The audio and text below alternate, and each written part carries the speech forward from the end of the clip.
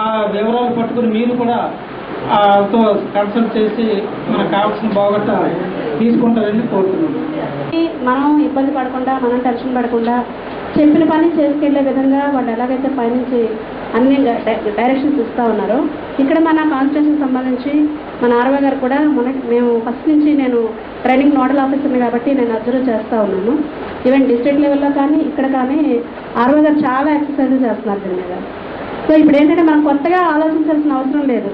ఏదైతే ఈరోజు ఉదయం నుంచి ఇప్పటి వరకు ఇన్స్ట్రక్షన్స్ మనకి ఇచ్చారో వాటిని మన టీములతో, అంటే ఉదాహరణకి తహసీల్దార్ గారు వాళ్ళ టీములతోటి, ఎవరైతే మండల లెవెల్లో టీమ్స్ ఉన్నారో వాళ్ళతోటి నీట్గా ప్లాన్ చేసుకొని వాళ్ళు ఏం చేస్తున్నారనేది మన అఫీషియల్స్ నుంచి ఒకరిద్దరిని సూపర్వైజింగ్ పెట్టుకొని మండల లెవెల్లో వాళ్ళు ఉదయం నుంచి సాయంత్రం వరకు ఈరోజు మనం ఏం చేయాలి, ఏం చేస్తారు అనేది ఒక చెక్ లిస్ట్లో పెట్టుకొని ఆ పనులు ఎంతవరకు అవుతున్నాయి అనేది అవర్లీ బేసిస్లో కానీ మానిటర్ చేసుకోగలిగితే మనం సాయంత్రానికి ఏమేమి ఈరోజు అచీవ్ చేయగలిగాం అనేది క్లారిటీ వస్తుంది. అంటే ఇందులో కొత్తగా చెప్పడానికి ఏం లేదు, అన్ని డీటెయిల్డ్గా స్కూల్ ఫీడ్ చేశారు. దానికి మనం మన లెవెల్లో ప్రతిదానికి యాజ్ ఏఆర్ఓగా మీరు అన్నింటినీ చేసుకుంటూ ఉండాలి.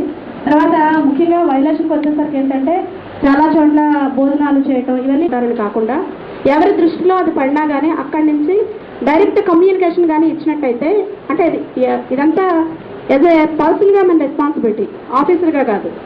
సో దాన్ని మనం కొంత చేసినట్టయితే ఈ ఎలక్షన్స్లో మనం ఏం చేయడానికైనా మనందరికీ అఫీషియల్గా మంచి రైట్ ఉంది. గ్యాప్ లేకుండా ఫాలోఅప్ చేసుకోగలిగినట్టయితే ఎటువంటి ఇబ్బందులు లేకుండా ఎలక్షన్స్ని మనం చేయగలుగుతాం. తర్వాత మన ఎలక్షన్స్లో ఉన్న అబ్జర్వేషన్స్ ఏంటంటే ఇంకేమి చేయలేక అవి టీమ్స్ ఏర్పాటు చేసాం. ఈసారి అట్లా కాకుండా ఏదైతే 48 hours జెండాలు అయితే ముందు అసలు పెట్టకూడదు. ఒకవేళ అలాంటి ఉన్న 48 hours ముందు మన ఫీల్డ్ లెవెల్ స్టాఫ్ సార్ చెప్పారు, ప్రతి విలేజ్కి పెయిడ్ స్టాఫ్ అనే వాళ్ళు ఇంచుమించుగా 6 నుంచి 8 మంది వరకు ఉన్నారు, అన్ని రకాల డిపార్ట్మెంట్ల వాళ్ళు కలిపి. ఈ ఫీల్డ్ స్టాఫ్ని కానీ కరెక్ట్గా మనం కానీ యూజ్ చేసుకోగలిగితే ఖచ్చితంగా ఎప్పటికప్పుడు ఇన్ఫర్మేషన్ అనేది మన చేతిలో ఉంటుంది సార్. మనం అసలు ఏమి ఇబ్బంది పడాల్సిన పని లేదు. జస్ట్ అంటే పాజిటివ్గా థింక్ చేసి దాన్ని ప్లానింగ్ చేసుకోగలిగి ఫాలోఅప్ కానీ కరెక్ట్ ప్లానింగ్ అని పెట్టుకున్నట్టయితే ఖచ్చితంగా ఇన్ఫర్మేషన్ మనం తెచ్చుకోగలుగుతాము, అలాగే పోటీగా చేయగలుగుతాం. మనకి ఇంకా అందరికీ కూడా తెలుసు, మీరు అన్నీ చూస్తున్నారు, టీవీలు పేపర్లు ఏవైతే మీరు చదువుతున్నారు. మన జిల్లాలో ఓటర్ అవగాహన కంటే ప్రతి రోడ్డు మొత్తం మీకు బ్యానర్స్ కనిపిస్తుంది. అలాగే అదేవిధంగా మనం పాల్గొన్న వారికి చేస్తున్నాము. ఇప్పుడు పనిలో కూడా మన నియోజకవర్గం ప్రజల్ని చాలా వరకు మేజర్ ప్రాబ్లం ఏంటంటే సింగంపేట మండలంలో ఇల్లిటరేట్స్ ఎక్కువగా ఉన్నారు. ప్లస్ ఎక్కువ ట్రైబల్ పీపుల్ అందరూ కూడా హిల్లీ ఏరియాస్లో పోలింగ్ స్టేషన్స్ వాళ్ళు ఓటింగ్ చేయడానికి అంత ఆసక్తి చూపించకపోవడం ఒక కారణం. రెండో కారణం ఇంకా ఓటర్ లిస్టులో ఉంటాం. రెండో కారణం, ఈ 2 కారణాల వల్ల మనది చాలా తక్కువ ఓటింగ్ శాతం ఉంది 2009 ఎన్నికల్లో. 2014 ఎన్నికలకు సంబంధించి మనం ఆల్రెడీ డూప్లికేట్స్ కూడా చాలా వరకు డిలీట్ చేశాము. ఇంకా కొంతమంది డూప్లికేట్స్ ఉన్నారు, వాటిని అయితే ఇప్పుడు మనం డిలీట్ చేయలేము. ఎవరు కండక్ట్ చేస్తున్నారు, ప్రజలు ఎవరు పార్టిసిపేట్ చేస్తున్నారు, ఆ ప్రజలు అంటే హ్యూమన్ రిసోర్స్ నుంచి ఒకటి ఆలోచించుకోవాలి. నెక్స్ట్ ఆ ప్రోగ్రామ్ సంబంధించిన టెక్నికల్ అరేంజ్మెంట్స్ అంటే మైక్, స్టేజ్ అటువంటివన్నీ కూడా ఎవరు అరేంజ్ చేస్తారు, రెస్పాన్సిబిలిటీ ఆఫ్ కండక్టింగ్ ఎవరు చేస్తారు అనేది రెండో విషయం. మనం ఒక ప్రోగ్రామ్ సక్సెస్ఫుల్గా చెప్పగలం అంటే ఊరికైనా పేరు పెట్టేసి బోర్డులో డేట్ పెట్టేసి కాదు. మనం డబ్బులు ఖర్చు పెట్టాం, అన్ని అరేంజ్మెంట్ వాళ్ళకి వినపడుతుంది, వాళ్ళు చేసి కూడా వాళ్ళు వింటారు, అప్పుడు ఉపయోగం లేదు. సో ఈ 3 విషయాలు కూడా కలిపి కలగలిగి మనం ప్రోగ్రామ్ సెట్ చేసుకుని ప్రజలకి ఎవ్రీడే మనం ఓటు యొక్క విలువను చెప్పుకోవాల్సిన బాధ్యత అన్ని పబ్లిక్ డిపార్ట్మెంట్స్ మీద ఉంది. కానీ ఒక పబ్లిక్ డిపార్ట్మెంట్స్ గవర్నమెంట్ డిపార్ట్మెంట్స్ వల్లే organisations, business groups, merchants, rice millers, petrol bunks వాళ్ళు, రేషన్ షాప్ డీలర్లు అందరూ కూడా చాలా ముందుకు వచ్చి యాక్టివ్గానే పార్టిసిపేట్ చేస్తున్నారు. మనందరికీ తెలుసు, మీరు ఒకరోజు అందుబాటులో తీసుకురాగలుగుతారా? తీసుకురావాలి. ఎందుకంటే శ్రీకాకుళంలో వాళ్ళు అన్ని చేస్తున్నారు. క్రికెట్ మ్యాచ్లు, డిబేట్ కాంపిటీషన్ అన్నింటికీ ప్రైజ్ మనీ ఉంటుంది. స్టూడెంట్స్ కూడా ఎంకరేజ్ అవుతారు. ఊరినే రమ్మనుకుంటే వాళ్ళకు కూడా ఇంట్రెస్ట్ ఉండేదానికి అన్నీ కూడా ప్లాన్ చేస్తున్నాం. దాని ప్రకారం మనం చేసుకోవాలా. కూర్చోండి.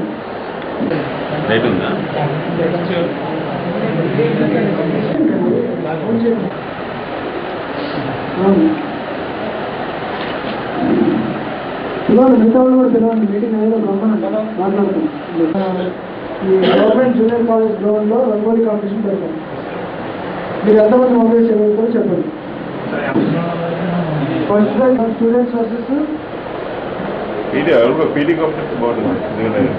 లెవెల్లో వాళ్ళందరినీ కూడా మీకు కాలేజ్ పిలిచి ఆ రోజు వాళ్ళకి ఏదన్నా మీటింగ్ ఆ రోజు ఫుల్ డే ప్రోగ్రామ్ కండక్ట్ చేద్దాం. 25th మార్నింగ్ 2K రన్ పెడతాం. 2 కిలోమీటర్ రన్ పెడతాం.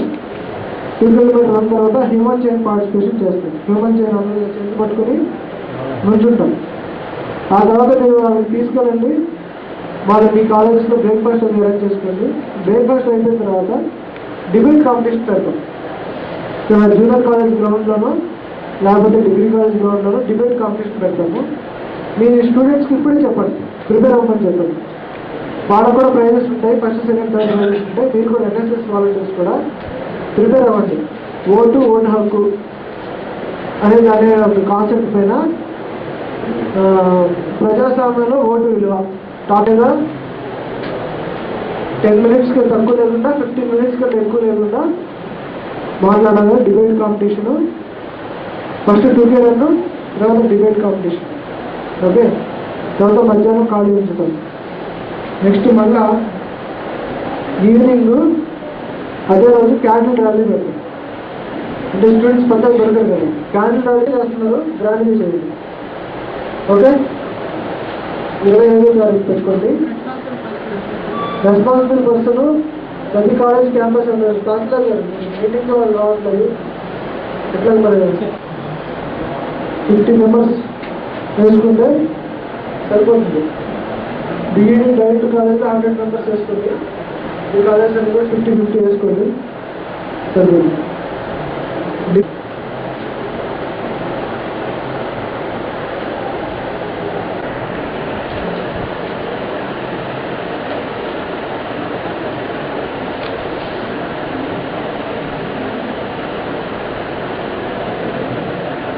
గవర్నమెంట్ అది తీసే పడుతున్నారు రెస్పాన్సిబిలిటీ.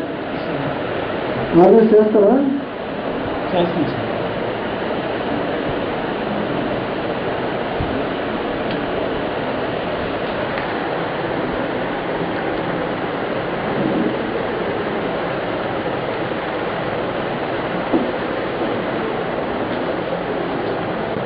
చేతులు కాళ్ళు అవుతూ వస్తుందా? చాలు చాలండి. మేము ఏడుగురికి పెట్టి ఒక బ్రహ్మాండం టీం తయారు చేస్తాము. అదంతా వేసుకుని ఒక మంచి స్క్రిప్ట్ మీకు ప్రాక్టీస్ చేపిస్తాము. మీరు అంటే ఓటు మీద మన శ్రీకాకుళం శివాని ఇంజనీరింగ్ కాలేజ్లో చేశారు, మీరు చూసుంటారు పేపర్లో, చూసారా? ఆ టైప్లో మనం కూడా మన పాలకొండ యాలం జంక్షన్లో కానీ లేకపోతే కాంప్లెక్స్ ఏరియా దగ్గర కానీ ఒక ప్రదర్శన ఇస్తాము. స్క్రిప్ట్ మీద నేను బాగా చూస్తాను. ఏ కాలేజ్ నువ్వు? ఈ కాలేజీలో ఎంతమంది ఉన్నారు? అంటే అన్ని టేబుల్స్ బయట ఓపెన్గా గ్రౌండ్లోనే టేబుల్స్ అన్ని పెట్టేసి అందరికి మైకులు పెట్టాలి. వాళ్ళు మాట్లాడుతున్నట్టు ఓటు మీద మ్యాండేటరీ ఓటింగ్ ఉండాలా లేదా అట్లా మాక్ పార్లమెంట్ అన్ని టేబుల్స్ మంచిగా గ్రౌండ్లో పెట్టించి ఆ రకమైన అరేంజ్మెంట్ చేసుకోవాలి. దాన్ని డీటెయిల్గా జూనియర్ కాలేజ్ ముందు రోజు రంగోలీ ఉంటుంది. సో ఇది డిగ్రీ కాలేజ్లో పెడతాము, జూనియర్ కాలేజ్లో చూడండి. ఓపెన్ ఇంటర్మీడియట్, ఓపెన్ జూనియర్ అది ఆ రోజు 25వ తారీఖు ఈవినింగ్ చేస్తాము. క్యాండిడేట్స్ ఇస్తాము, మంచిగా పట్టుకుని నడుస్తున్నాయి అక్కడి నుంచి వరకు రోడ్డు మీద. Student colleges team versus press ఒకటి అలాగా ఒకటి 2 మ్యాచ్ పెట్టి ఫైనల్ మొత్తం 13 మందిని తీసుకుని 13 మంది కాదు, మండలాల్లో రివ్యూ చేస్తుంది. ఏమంటే బ్లడ్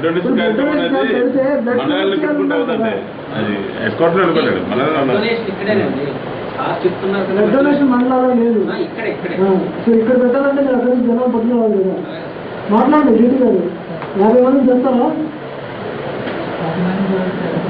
మీరు పాంప్లెట్స్ కూడా పేపర్లో ఇవ్వాలి. పబ్లిక్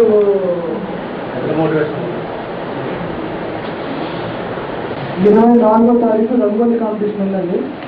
అందులో 500 మంది మహిళలు వచ్చి రంగోలీ వేస్తున్నారు. జూనియర్ కాలేజ్ ఆ రోజు ఎగ్జామ్ ఉందా జూనియర్ కాలేజ్లో?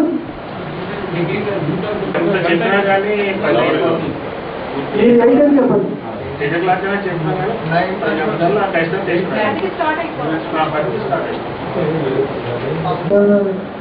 ప్రిన్సిపాల్ ఎవరైనా మంచి ఆప్షన్ చూస్తాను, నేను చెక్ చేసి చేస్తాను.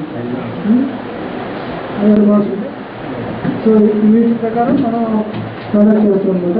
ఆ రోజుకి ఒక 20 మంది స్టూడెంట్ వాలంటీర్స్ మీరు తీసుకొస్తే, అందరూ కూడా బ్యాచ్ నుంచి తీసుకొస్తే ఆ రోజు ఆ ఈవెంట్ కండక్ట్ చేస్తే ఉంటారు.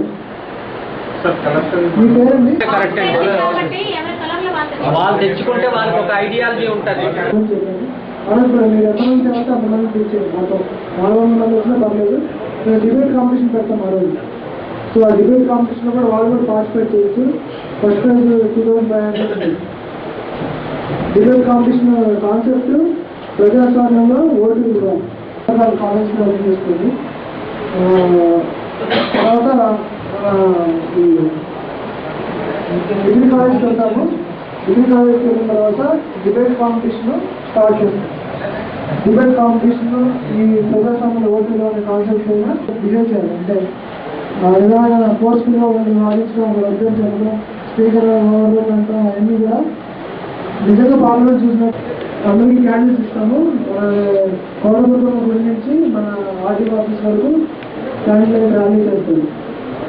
ఒక్కరోజు మాత్రం 25వ తారీఖు మాత్రం స్టూడెంట్స్ ఖచ్చితంగా మన కాలేజ్ నాన్ లెస్ 15 మెంబర్స్ మీరు తెచ్చుకోండి. ఇందులో ప్రైజెస్ కూడా ఉన్నాయి కదా, వాళ్ళు కూడా మోటివేట్ అవుతారు. 2 టీమ్స్ వస్తాయి. ఆ 2 టీమ్స్ మీరు ఒక్కొక్క కాలేజ్లో మీకు మంచి ప్లేయర్స్ ఎవరైనా బ్యాట్స్మెన్ బౌలరా వాళ్ళు ఉంటారో రాసి 2-3 పేర్లు మీకు ఇస్తే అన్ని కాలేజెస్ నుంచి తెలుగులో వచ్చినట్టు మనం ఆ టీం మ్యాచ్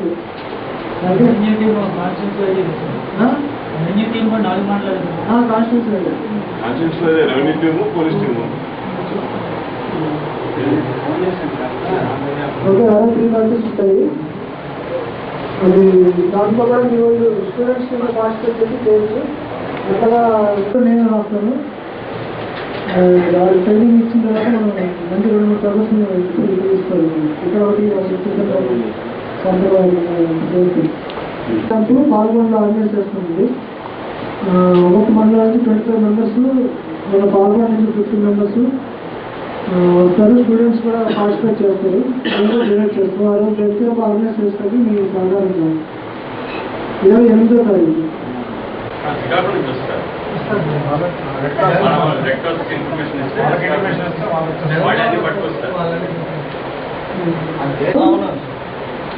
తారీఖు బ్లడ్ డొనేషన్ క్యాంప్ మీరు ఆర్గనైజ్ చేయండి.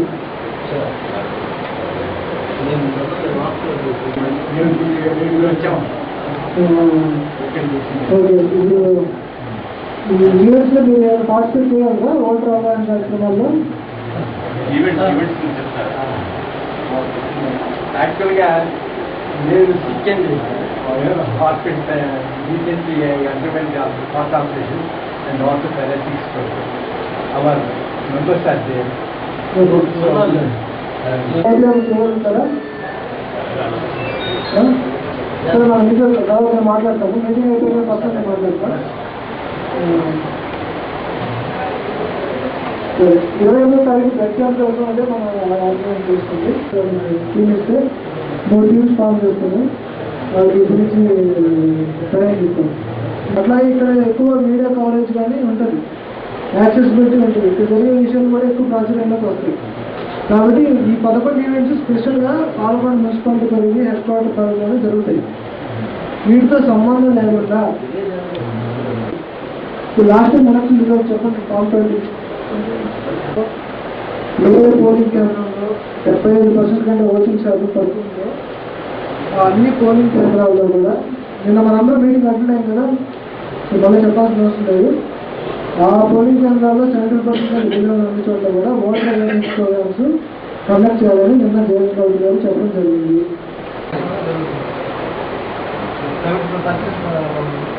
అందులో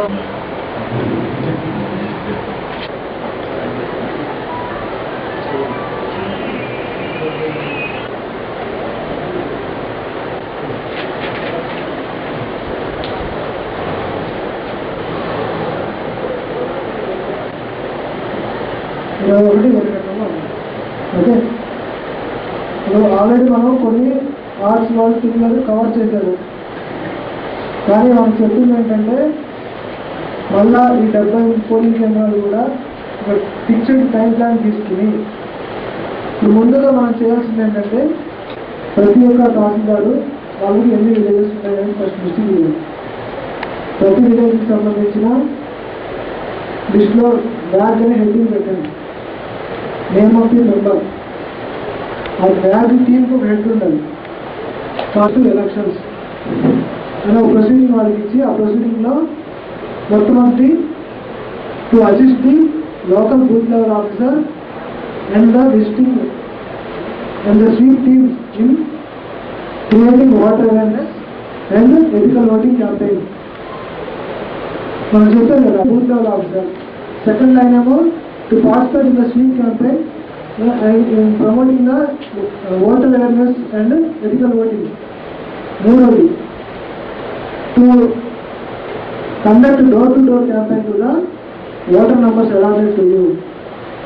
so serial number 112, serial number 250, PS number so and so పంచాయతీలోనే మీ ఇష్టం. మహిళా సంఘాలని నెంబర్ గ్రూప్ ఫామ్ చేయండి. 1000 ఓట్లతో ఒకరికి 100 ఇవ్వండి. నేను 500 ఓట్లు 500 గెలిచాను. ఒకరికి వాళ్ళకి 100 మంది కవర్ చేయడం ఒక రోజు పని. కానీ మనం అది వాళ్ళకి చెప్పడం, వాళ్ళకి చేయించుకోవడం మనకు ఒప్పుతాము. బాగానే ఉంది.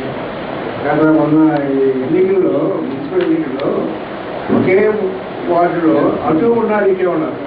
4వ వార్డు కూడా పేర్లు, 5వ వార్డు ఉన్నారు, 5వ వార్డు పేరు, 3వ వార్డు ఉన్నారు. ఈ కన్ఫ్యూజన్ ప్రజల్లో చాలా ఇబ్బంది ఉంది. కాన్స్టిట్యూషన్ అదే కదా పేర్లు ఉంటాయి కదా, ఆ లిస్ట్ ఉంటాయి కదా, అదే ఉంటుంది. చాలా తప్పిదాలు ఉన్నాయి సార్, వాస్తవంగా చెప్తున్నాను. ఇప్పుడు ఇక్కడ 4వ వార్డులోని 480 ఓట్లు పోయి మిగతావన్నీ 7, 6, 5, 3 ఎక్కడో 1, 2 ఉన్నాడు పేరు. అంటే మున్సిపల్ దానికి సంబంధించి ఏం జరిగింది? మున్సిపల్ ఎలక్షన్ మన ఎలక్షన్ ఒకటి కాదు, మన ఎలక్షన్ అట్లనే ఉంటుంది. కమ్యూనికేషన్ చాలా గ్యాప్ అవుతుంది. నా రూపరంగా చెప్తున్నాను. వీఆర్ఓ కదా వాళ్ళకి స్పెసిఫిక్ చెప్పండి. ఈ మధ్యన లేఖన క్లినిక్ కోసం వెళ్తే ఏ విలేజ్ సంబంధించిన మనుషులు ఉంటున్నారు. They are inform before 3 days by the police ద్వారా వెళ్తున్నారు, కానీ ఎవరు ఉంటున్నారు. వెళ్తే మనం పోయిదేనా 1 గంట వరకు అలా కూర్చున్నామండి. మరి ఇట్లా అయితే వాలంటీర్గా చేసిన సర్వీస్ వాళ్ళు మరి ఎట్లా హౌ టు ఫీల్ దట్. కొద్దిగా మీరు బాగా ఇన్స్ట్రక్షన్ ఇవ్వాలన్నమాట. అడ్వాన్స్లో ఆ టైంలో ఉండమని కోరే సమస్య లేకుండా ఉంటే ఎవరు కూడా వాలంటీర్గా చేయడం కానీ కుదూరంగా ఉంటారు. అది నా అభిప్రాయం.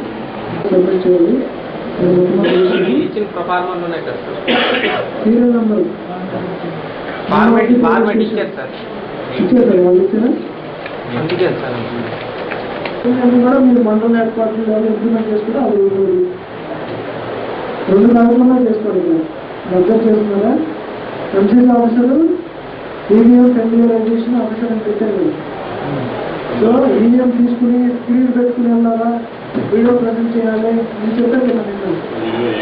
సో మీరు అది మొట్టమొదటి. తర్వాత ఆ టీమ్స్ ఫామ్ చేసిన తర్వాత ఏ రోజు ఏ గ్రామం సందర్శిస్తున్నారు, మీతో పాటు ఎంసీసీ ఆఫీసర్ ఉండాలా, ఈవీఎం ఉండాలా, ఆ వీడియో అన్నారు. అది ల్యాప్టాప్ పట్టుకెళ్ళండి. మీకు ల్యాప్టాప్స్ ఉంది కాబట్టి ల్యాప్టాప్ చూపించేయండి. స్క్రీన్ పెట్టుకోవడం అనేది మీ ఎవరో పంపించాలా, అది కంప్లీట్ అయ్యేలా చూసుకోవాలి. ఆ డేట్స్లో ఇచ్చిన తర్వాత ఆ డేట్లో ఆ క్యాంపెయిన్ కంప్లీట్ అవ్వాలి. ఇంప్లిమెంట్ చేస్తుంది. అందులో నేను మీరు చేసినట్టుగా కొన్ని ఇంట్రెస్టింగ్గా చేసి ఫోటోస్ వీడియోస్ తీసుకుని డాక్యుమెంట్ చేసుకున్నట్టు పబ్లిక్స్ నేను చేసుకుంటాను. ఓటర్ అవగాహన జరిగేటట్టుగా ఒకసారి మండలం హెడ్ క్వార్టర్లో చేస్తారు. అలాగే నిన్న జెస్సీ గారు చెప్పినట్టంటే విలేజ్ లెవెల్లో కూడా ఉన్నాయి కాబట్టి ఒకసారి ఆ విలేజ్ లెవెల్లో విత్ ద విలేజ్లో మనం శ్రీశక్తి మహోత్సవం వల్ల ఎలాగైతే రోజుకో ఈవెంట్ సెలబ్రేట్ చేస్తామో అలాగే ఓటర్ అవగాహన మీద మన సైడ్ నుంచి మహిళలందరినీ మీరు ముఖ్యంగా సిద్ధంపేట మన 4 మండలాలకే జరుగుతున్నాం. అందులో బామిలి సిద్ధంపేట ఎక్కువ అవసరం. ఎందుకంటే ఎస్టీ విలేజ్ కొంచెం ఫోటోస్ చేసిన అవసరం మనకుంది కాబట్టి మీరు ప్లాన్ చింతంపేటలో అయితే మా కుకిని అవన్నీ చేసుకుంటాం కదా సత్యనారాయణ గారు చుట్టుపక్కల నాలెడ్జ్ తీసుకొచ్చి అట్లాగా వాళ్ళకి అంటే పిల్లలు వాళ్ళ భాషలో వాళ్ళకి అర్థమయ్యేటట్టుగా మనం కిందకి దిగి వాళ్ళకి ఎక్స్ప్లెయిన్ చేయాలి. అంటే ఇదేదో ప్రోగ్రామ్ చేస్తాము పేపర్లో వచ్చింది మన టెలిగ్రామ్లో పెట్టాము అది కాదు. దీని వెనకాల ఉన్న ఇంట్రెస్ట్ ఏంటంటే మనం ఎంతమందిని కష్టపడినా రేపు ఆఫ్టర్ ఎలక్షన్ మనకి అంటే ఓటింగ్ సంఖ్య పెరగాలి. వేల ప్రోగ్రామ్స్ చేస్తున్నాం కానీ మన సహనం అక్కడే ఉండాలన్నమాట. ఇవన్నీ ఎలాగైనా జరిగిపోతూ ఉంటాయి కానీ వాళ్ళ ఎవరైతే మన టార్గెట్ పీపుల్ ఉన్నారో వాళ్ళు వచ్చినప్పుడు వాళ్ళకి అర్థమయ్యే రీతిలో 3 విషయాలు చెప్పినా 4 విషయాలు చెప్పినా వాళ్ళకి అర్థమయ్యేటట్టు చెప్పడం.